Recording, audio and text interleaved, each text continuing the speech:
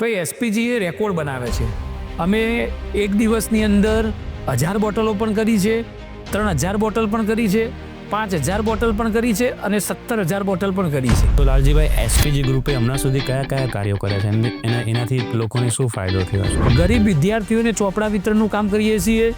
યુવાનો માટે વ્યસન મુક્તિ, આજે સમાજની અંદર યુવાનો વ્યસન પાછળ વધડા થઈ ગયા છે, તો વ્યસન મુક્તિનો કાર્યો પણ કર્યા છે.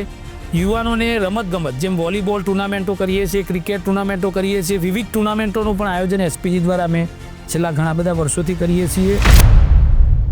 તો લાલજીભાઈ, એસપીજી ગ્રુપે અત્યાર સુધીમાં કયા કયા આંદોલન કર્યા અને શા માટે? પહેલું હતું અમારું 2012થી 15 સુધી પાટીદાર અનામત આંદોલન. 12ની અંદર અમે કલોલની અંદર પાટીદાર અનામત આંદોલનની અમે રેલી કરેલી અને 2015ની અંદર આજે અમે એક વિસનગરની અંદર મોટી રેલી કરી હતી, મહારેલી.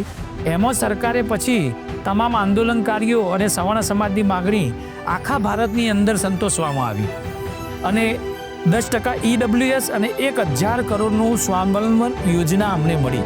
બીજા નંબરનું અમારું હતું LRD આંદોલન. તો લાલજીભાઈ, આપણે એસપીજીનું સ્લોગન શું છે? એસપીજી એ તો ચિંતા કિસ બાત કી, કે જેટલા પણ ભાઈઓ બહેનો જોડાયેલા છે એમને કોઈ પણ દુઃખ આવે તો તમારે એસપીજીનો જ ફોન કરવાનો, એવો અમે સાથી ઠોકીને દરેકને કહેતા હોઈએ છીએ.